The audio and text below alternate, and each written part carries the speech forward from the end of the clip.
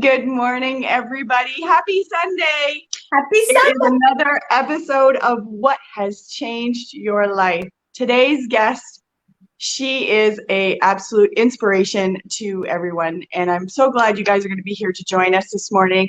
Dela is a international best-selling author.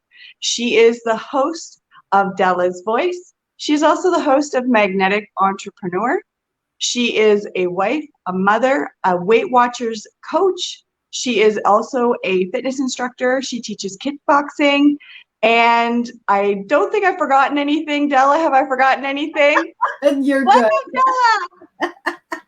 Hi, Tracy. I'm so happy to be here today with you. What I a way am to so start happy. a Sunday morning. It's awesome. It is. It's a good way. Yes, It's a religious experience Sunday morning at 10 a.m. it's awesome. Of course, I wake up like this, right? You realize. That's right. Me too.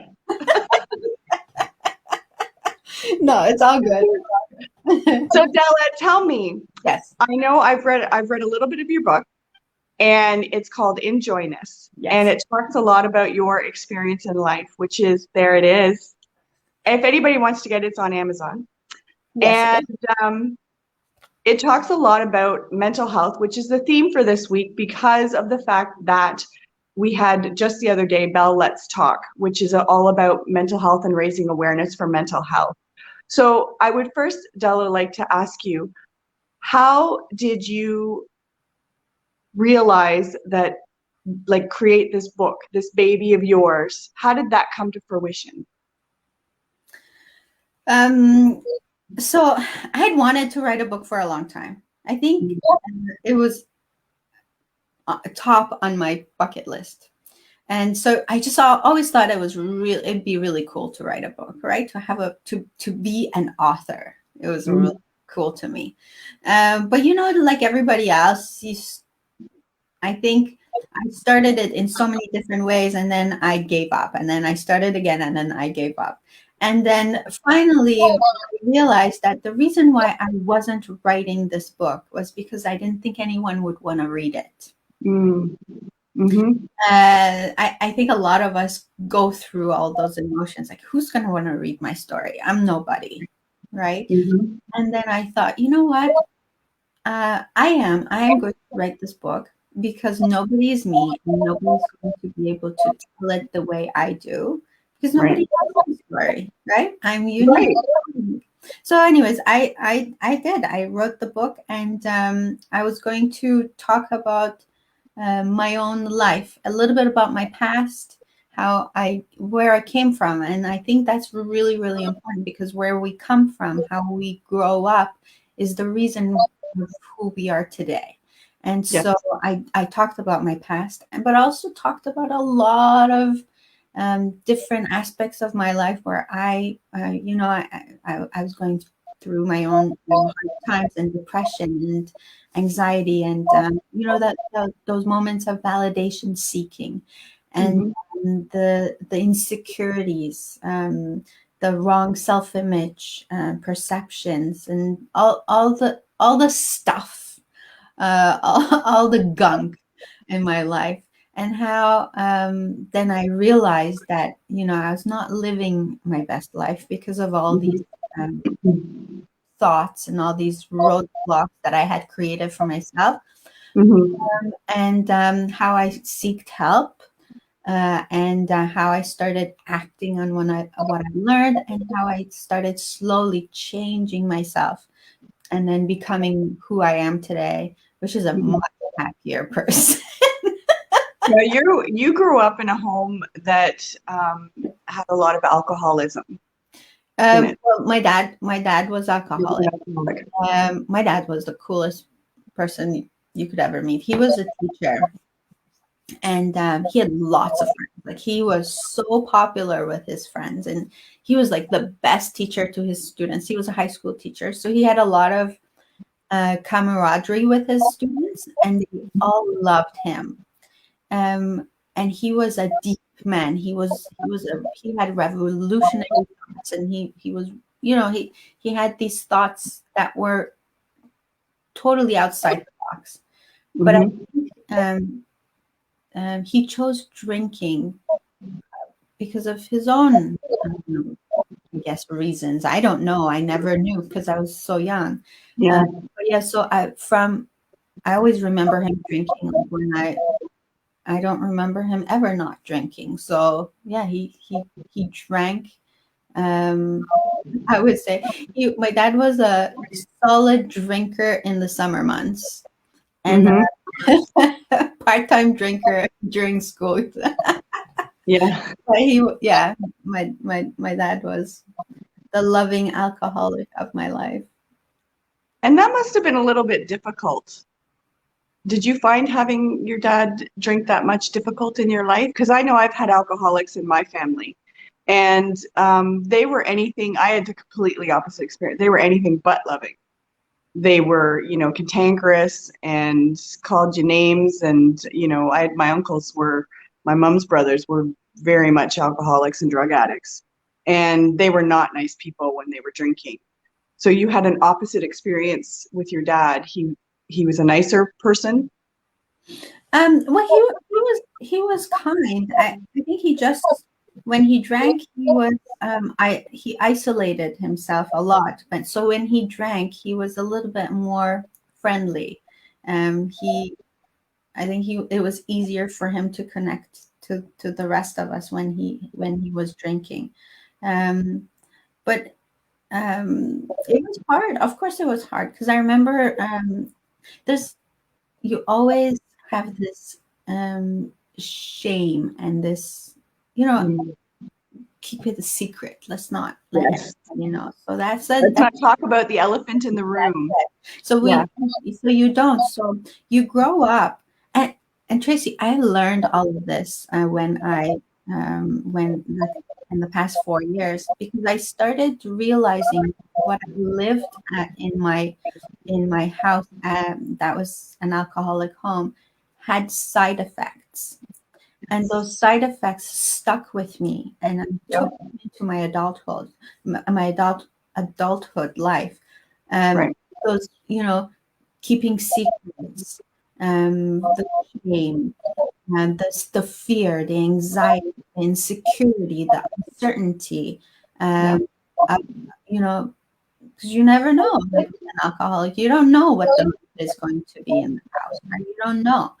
So you take all those things with you, and also a certain amount of I need to control the situation, Yes, definitely. right? So Definitely. you take all those things with you into your adulthood, and they become a heavy burden, because they now block you from doing what you want to do, from accomplishing things. Yeah. So I realized all these things, because of a wonderful program called Al-Anon. And Yes. I'm breaking my own anonymity all the time because I want more people to find out about Al-Anon, because it is such a treasure. If you've lived with an alcoholic in your life, if you've had that kind of an experience, you grew up in an alcoholic home, or you're married to an alcoholic, or your kids are alcoholic, this is the program for you, because Hmm. it brings so much awareness into what it is you can control and what it is you cannot control. Yeah. And I know a lot of people, like I said, growing up, a lot of people were like, well, you should help, we should help them and we should fix that. Except the one thing I learned was you can only lead a horse to water, but you can't make it drink. So if they don't want the help and they don't want to fix what it is that have going on with them, then you can't make them do it. Yeah. And I think that's a huge mistake a lot of people make in thinking that they can fix someone, and you can't. No, it's a false perception. You can't fix anyone but yourself. Exactly. Exactly. Yeah. Exactly, right? Yeah. It's so true. So true. So also growing up, you have a brother who is schizophrenic. And I I, know you've talked a lot about the challenges with that as well. yeah. So I like to word it a different way, because I've also learned this along the way, that he's Hmm. living with schizophrenia. So he's not schizophrenic because we often use terms to define people. Yes. So I'd like to change that, because my brother is my brother. He's a Mhm. kind person. He's a beautiful person. He's a very quiet man. He's calm, and he's determined, and he's a survivor, and he's very strong, and he's proud, um, and he's living with schizophrenia. So Mhm. he was diagnosed over 20 years ago. In his, I want to say, he would have been diagnosed in his late teens, Mhm. but that he wasn't. He was actually officially diagnosed in his early 20s. And so, but for years, we had no clue about schizophrenia, about mental health. It's like, it's one of those things, right? And you kind of sweep it under the carpet. You don't Mhm. talk about it. Yeah. Um, he's just misbehaving, or he's mean. Those Yeah. are easier to deal with than this idea of a mental health problem. Right. So we didn't know. I didn't know. So yeah. So I just want to give you breaks because I can talk forever. So like I want, That's okay. I love listening. I have the I A lot privilege. of people don't know, they have an idea of what schizophrenia is. Because schizophrenia is a chemical imbalance in the brain that happens, and usually people are diagnosed when they are in their late teens, early 20s tends to be the time frame. Although there are children that have had and have been diagnosed with schizophrenia.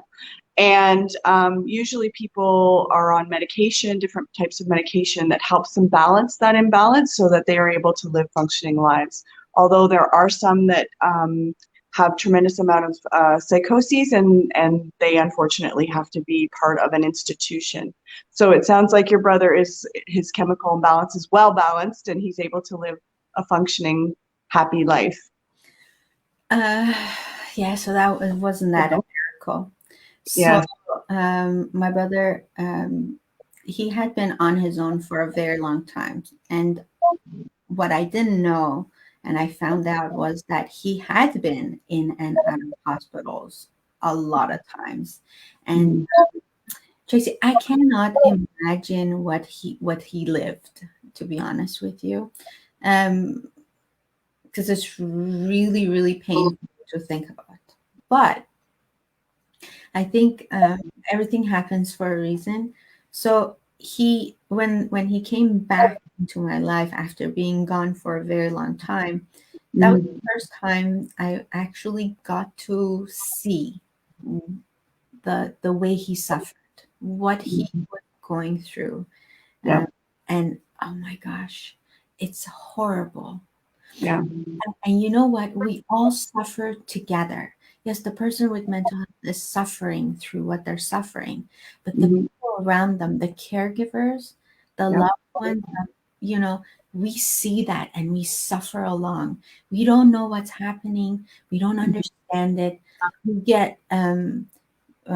We basically get assaulted verbally all the time because the person is lashing out nonstop, Yep. and we have no idea what to do. There's no conversation going on, right? Mhm. You're walking on eggshells all the time, and if someone's watching this, oh my gosh, you feel what I'm saying, because if you've lived that, you know exactly. It's a horrible situation, but everybody suffers, and so much of the suffering is because of misinformation, or Yep. lack of information, lack of education, because we don't often um, say, "Oh, let me go learn about schizophrenia. Let me go learn about bipolar. Let me go You learn about it when when it happens to you or someone in your family. Yes, well, and you're lucky if you do, because if you do, that means you're aware that you need to be learning about this, because a lot of families go through it and they just survive. They hardly they hardly learn how to communicate properly. They hardly know that, you know, this is what I see right now is not my brother. What I see right now, it's his illness. Right. So like just Hmm. understanding to separate the two, it's a huge step. Knowing how to deal with the illness, but also learning so much more that you have the right to live. Yeah. You're a caregiver. But that's not all about you. You have the right to live your own life. You have the right to be happy. You have the right to enjoy your own life, without getting so involved in your loved one's illness Right. that Because you it's easy to do. It's easy to get oh wrapped in that whole whirlwind, and yeah. then again you worry, you try to fix, you want to change, and all these different things that come out because you're so concerned about your loved one and what they're going through. But the unfortunate part with schizophrenia is you can't do anything to help them in that way, because until they're balanced with their medications, you aren't dealing with someone that's able to think rationally at that time, Yes, yes, and so, right? so important, so important. But I Yeah. learned all of this, right? And I want to say this is a very important part of my journey, and I always Mhm. talk about it because keeping secrets keeps you sick, and I totally believe that. Yeah. The moment I thought, okay, no, I can't do this on my own. I need to ask for help. Yes. And I opened up to someone. It was hard because you're so vulnerable, right? You like, Yeah. you know, Yeah. and at that point there's a million thoughts going through your head. Yes. It's my fault, what if people judge me because Mhm. this is happening in my home. All these like different theories in your head because of the lack of education, because of the misinformation. So I opened up to someone that I knew would have some kind of idea. And Mhm. and when I said, you know, I was just wondering, do you know anything about schizophrenia? And she was like, oh yeah. And she was like, she was so cool with it. Just like, oh my God, I know so many people, I deal with them all the time. Tracy, you have no idea what a relief that was. I bet a weight had been lifted off your shoulders. Oh my God. Here's Mhm. someone who's not judging me, who knows people who are going through the same thing. What does that mean? That means I'm not alone. What does Mhm. that mean? That means I can be hopeful. Yes. That's a Yes. big piece, right? Yes. You've got to have hope. Yes. Yes. So Absolutely. so open up, like talk about things, because if you keep them to yourself, they may seem so big, and Yeah. that's why they engulf all of you, all of your life. Then and you have no more energy to do anything. Your entire life is consumed by Yes. by that one thing. And Yeah. when you start talking about it is when you realize, no, like, it's okay. This is just a part of my story. Yes. Um, so yeah, that's what helped me. I opened up, um, and started talking about it, and then the one thing led to another. She helped me reach to Canadian Mental Health Association. I called them. I left the like tearful message on their phone. Yes. The answering machine said they'll call me back in like 7 days or something. She called me in 20 minutes. That's because I was crying the entire time. When she called me, and I was like, oh my God, look at this. There's an organization that's dedicated to helping people with mental health. And of course, Family as well, caregivers, family, and yes, the person themselves. yes, So yes, there's a ton of services out there for people. amazing.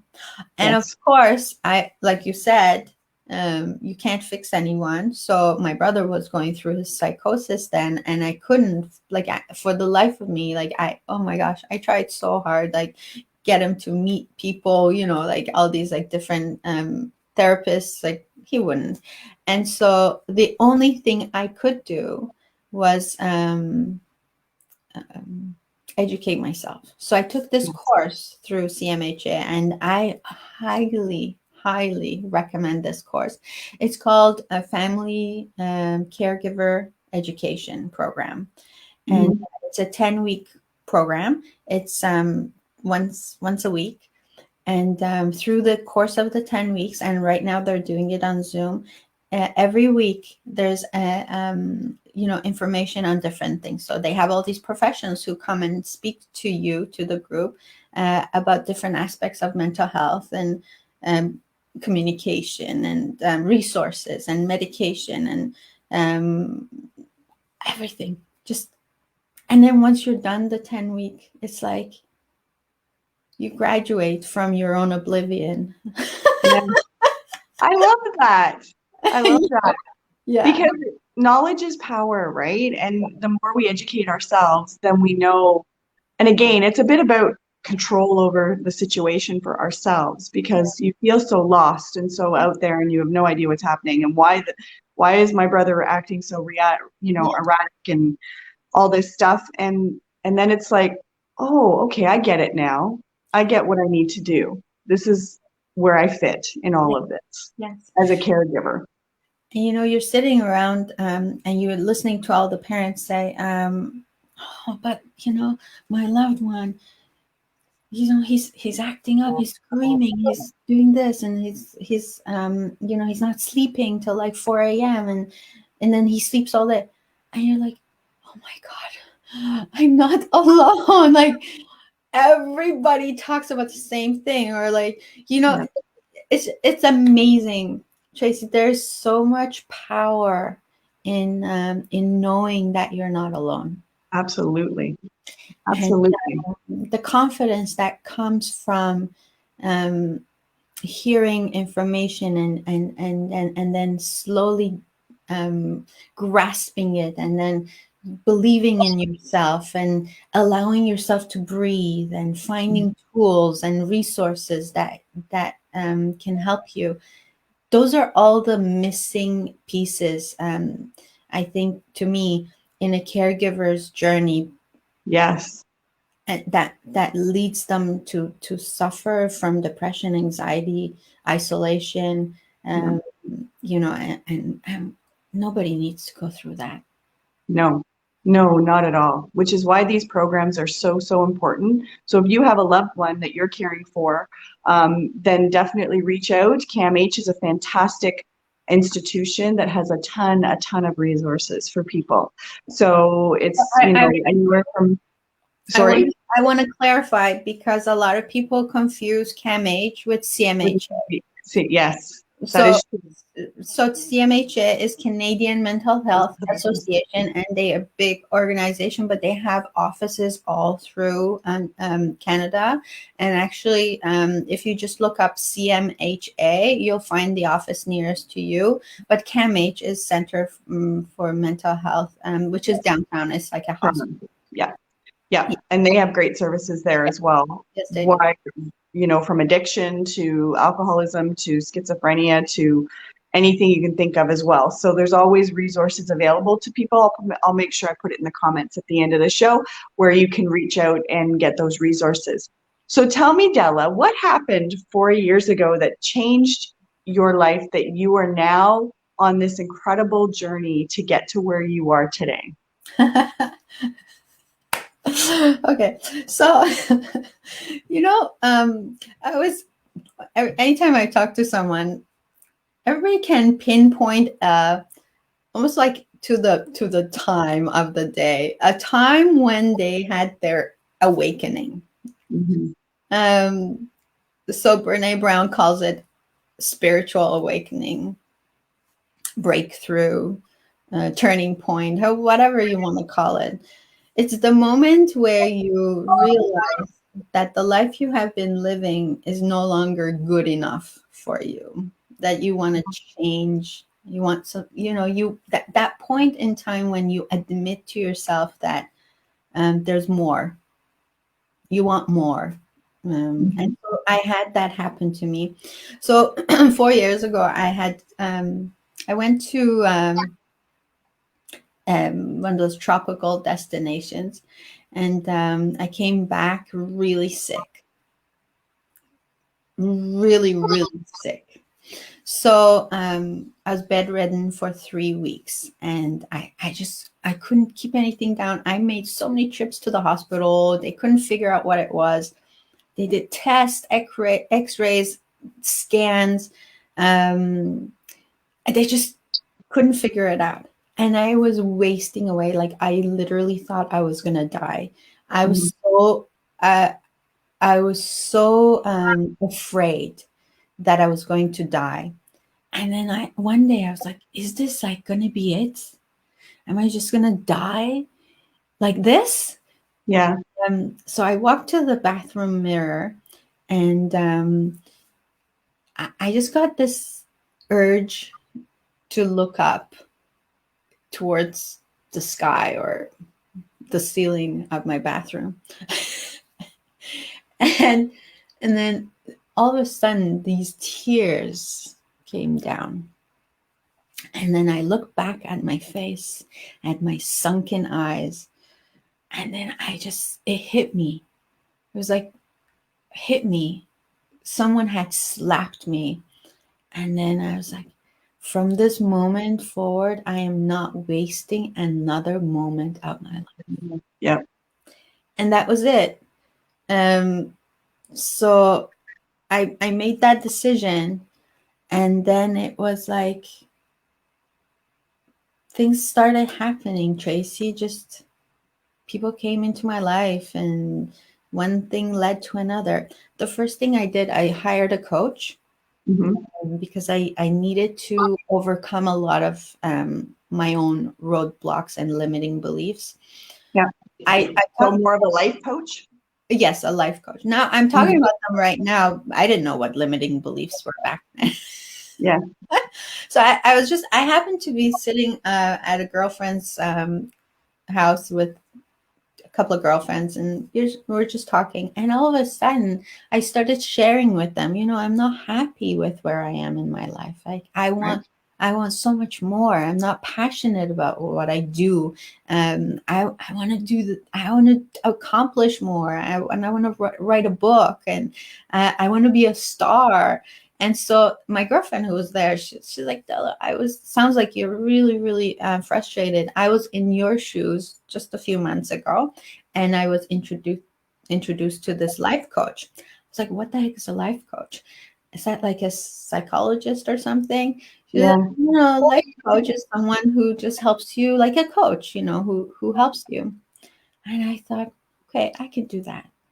So I reached out right away, and I was trying to fool my life coach for the longest time. She'd give me like homework, and I wouldn't do it, and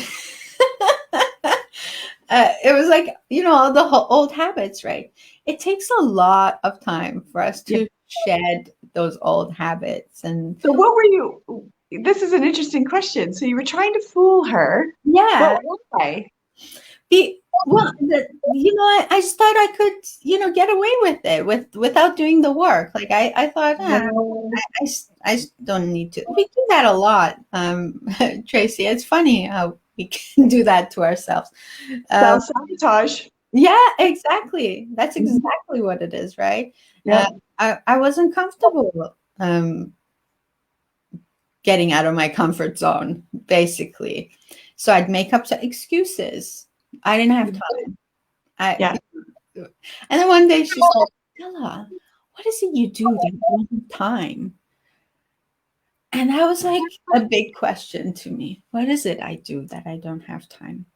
And when you talk to people and they say they don't have time, you got to start asking yourself, if you're one of those people who says, I don't have time, really think about this. The busiest people in the world, they never say they don't have time. Yeah, that's true. If you want something done, you give it to someone who's really super busy because they'll get it done. Yeah. And so I'm like, so going back 4 years ago, I didn't have time Mm-hmm. and I wasn't doing anything. And I laughed because that's what I mean. I was trying to fool her, but she saw right through. She was very patient. That's a great thing about good coaches, right? They can call off the bullshit. So Yeah. so she just stayed and she stayed and she stayed. So anyways, it took a long time um for me to start seeing some changes in me. Mm-hmm. I'm starting to feel like, okay, no, yeah, first step is admitting that you need help, right? Because we can live in that place of victimhood and everybody's fault. You know, I didn't do anything. I'm a good person. I don't deserve this. You're responsible for my happiness. I can't believe this is happening to me. You can live there forever. Yeah, absolutely. But we need to recognize we are the creators of our own destinies, right? Yeah. But We if you said that to me 4 years ago, I'd say, "Pfft, Yeah, but that's true, right? A lot of people don't realize that who makes them happy? It isn't someone else. no, It's you. You've got yeah, to make yourself happy. If you don't yeah. make yourself happy, then how can you can't expect other people to, you can't put that on other people. Oh, you can't. You'd be disappointed forever. You're really Right? disappointed. And then you'll be Yeah, disappointed in that person because you're like, why didn't you do your job? yeah, yeah. But they don't know they had that job to begin with. They don't know because They it's don't know that. not their job. It's So not it's funny because you said that one day. I know I something happened, and I think I told my husband like, you're not making me happy. And then I left, and then like I gave myself a lot of time to think about this. And I was like such a brat. And then I called him and I said, it's not really your job to make me happy. So yeah. I'm really sorry. I put that on you for so many years. I could just feel in his voice. It's like, Yes. isn't that horrible? Yeah. Like we do that. Like, we can do that to each other. Yeah. Absolutely. Absolutely. Absolutely. So when you were working with that life coach, you had Uh-huh. a lot of epiphanies that Oh, went, yeah. aha. Yeah. Lots of epiphanies, lots of aha moments. But the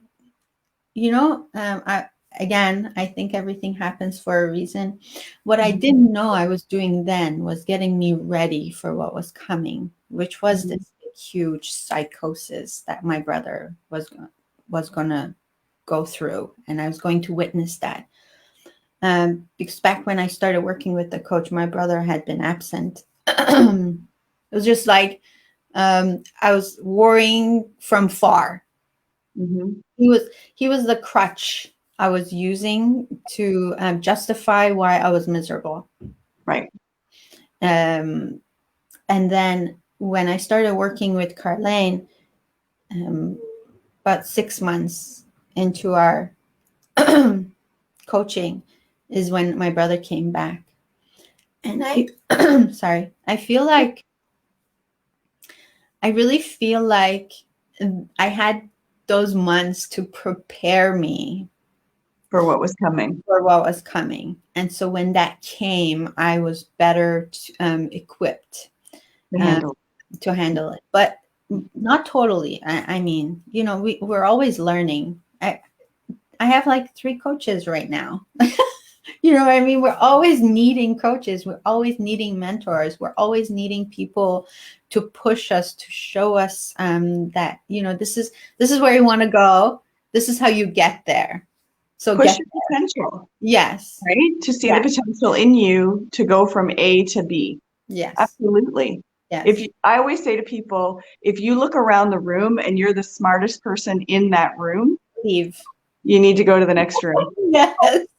Yes. We need to find the next smartest person because that's how we grow. That's how we evolve. Yes. That's how we change and do what it is we're supposed to do. Yes. Right? And someone said the other day, one of my coaches actually, she had posted this. She said, we always talk about like-minded people.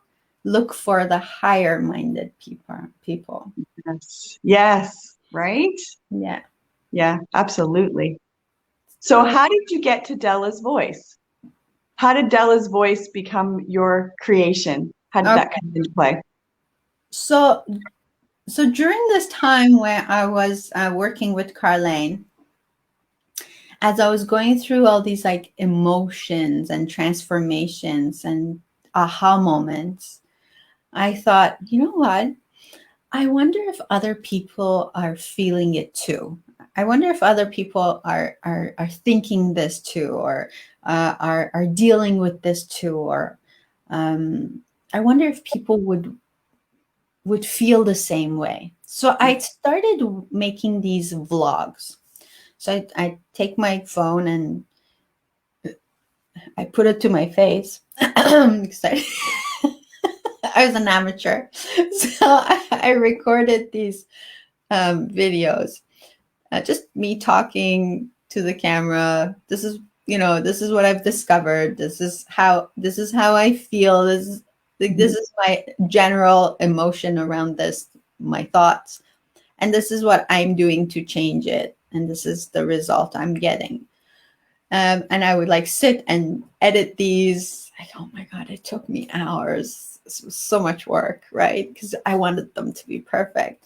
So it ended up being 5-6 minute videos. I would put these out as Della's voice because that's what I wanted. I wanted my voice to be heard, right? Yes. And so I would put them out there. And that's how it got started. Kind of baby steps. And then when I was going through that whole crisis with my brother, that stopped for a short time because I was just like so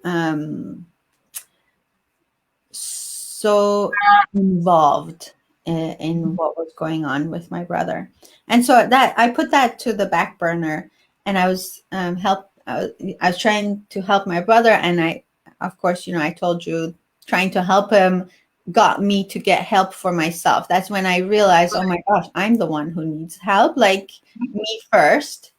And then, so I took that course, and I stayed at CMHA as a volunteer because I think, you know what, this is a place I need to stay in because Yep. I need this space, but also the idea of, oh my God, look at what happened to me after 10 weeks. Like I came in this like depressed individual who was like so afraid and so anxious and really, really hopeless. And look at me leaving after 10 weeks, feeling so much more confident in my abilities that I can live a happy life, even if my brother's dealing with something like this. And I want to help other people feel that too. So I started volunteering as a facilitator for the family caregiver program. And so while I was there, I got introduced to the concept of change your life, change your mind, change your life. Yeah. Right? Like all these self development ideas. Because you listen to the lecturers, right? And so slowly I started facilitating some of the meetings on my own, and I thought, oh my gosh, I'm really comfortable at doing this. And at that point, I was like a Weight Watchers coach. I was like talking in front of the people. I figured I like public speaking, and I like motivating people. I like inspiring people. I like to see changes in people, and I really, really love listening to other people share their stories, because as the families were sharing their stories, other family members were getting so much inspiration, so much Yes. hope from these stories. And then I thought, wouldn't it be great if more people shared their stories, but they were okay with being vulnerable, they were okay with being public with their stories, because Right. more and more people need to hear these. And Yeah. so the idea of Dela's voice was kind of transforming into this.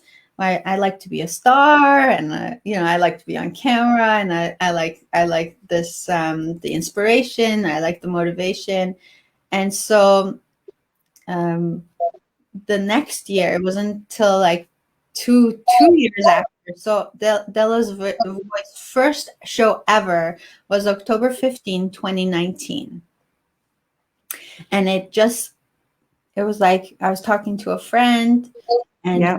he said, "So what's your passion?" I said, "I don't know. Like I really don't know. I need to figure this out." So we sat down and we wrote a list of all the things I'd like to do, and then all the things I was good at, and then all the things that I forget. Three different, because he was a coach too. He helped people figure out their passions.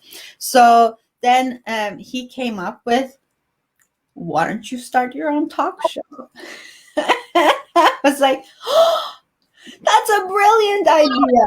I would love to do that. And then of course it was like, okay, so how do I do that? I had no Yes. clue about Facebook lives, or like in like YouTube live, nothing. Like I was clueless. So we got this place. We had a bunch of people there, and we got this camera crew, and we taped the first show, broadcasted live the first show of Dela's voice from this place, and it was on Facebook only, and it was the best time of my life. I interviewed a couple of young guys uh, about how they started, and how where they got their inspiration, where they got their motivation. It was just so much fun to do that. And that was Wednesday, October 2019. And then every Sunday after that, Della's voice has been going strong for over a year. So I just had my first anniversary show on in October. That's right. Yes.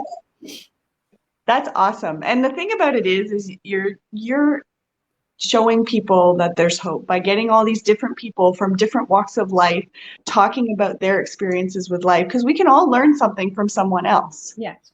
right? That we didn't know, and then you're giving them that hope, and you're sparking, as you say, sparking their soul. That's I it. love that. Thank you.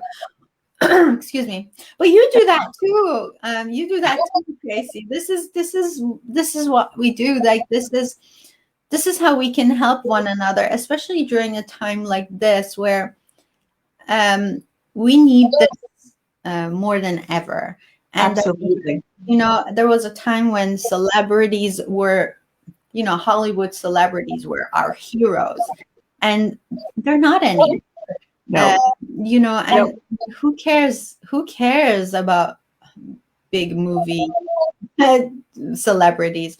Now we're talking to everyday heroes like yourself, who put your own life in the line every day for the rest of us, and you still get to do stuff like this, and you still get to teach people how to be active and fit, and you still inspire everybody. Oh, thank you, Dela. You're so kind. I love you, Dela. You're just so awesome. I try my best, because the reality is, my goal in life is just to help as many people as I can, and use different platforms to do it, because whether it is my fitness or whether it is work or here, it's, to help people, just to, make life a little bit easier, make people smile. That's right? it. If you can help one person, my job is done. Oh yeah. Right? 100%. Yeah.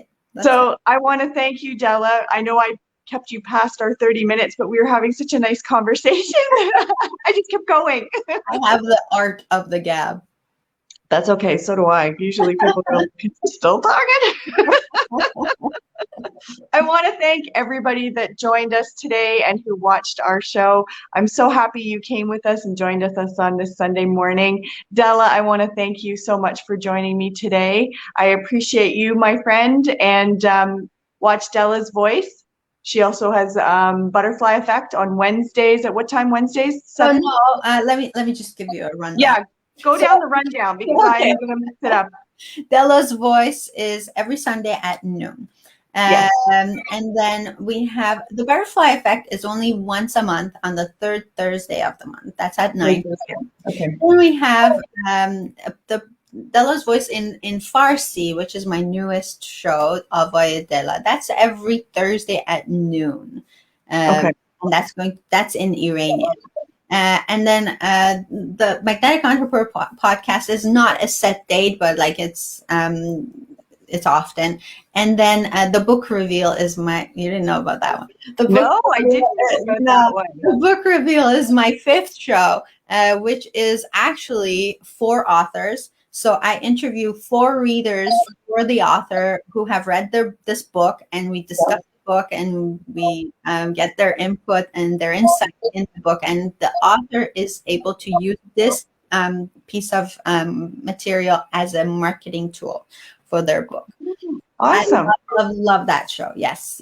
Ooh, we're gonna have to talk about books. I love to read, so I read all books like all the time. So we're gonna have to chat about that. Yeah, you know what they say. Everything that's happening, the world's changing. Reading is becoming the next comfort food. Yeah. Yes. And Sandra is watching us this morning, and she says, "Beautiful." Thank you, Sandra. And if we want to get Dela's book in Joyness, it is on Amazon. Is it elsewhere as well now? Amazon. If you live in this area of Newmarket, I can sell you a signed copy of my book. You just have to message me.